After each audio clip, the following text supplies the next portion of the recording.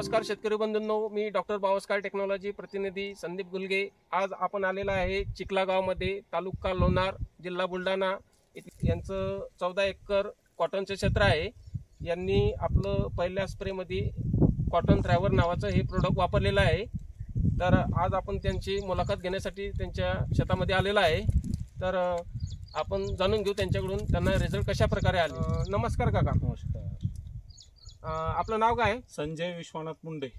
Mobile number 96 89 63 78 58। आपलं गाव कुठलं? चिखला, तालुका लोणार।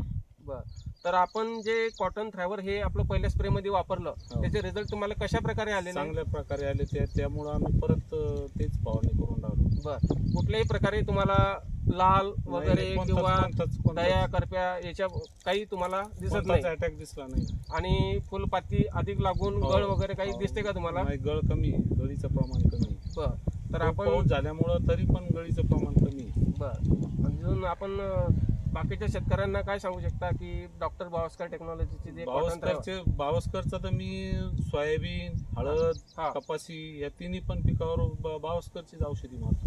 बर, तर त्याच्यामुळं माझ्या तिन्ही पण पिकाला त्याचा चांगला रिझल्ट।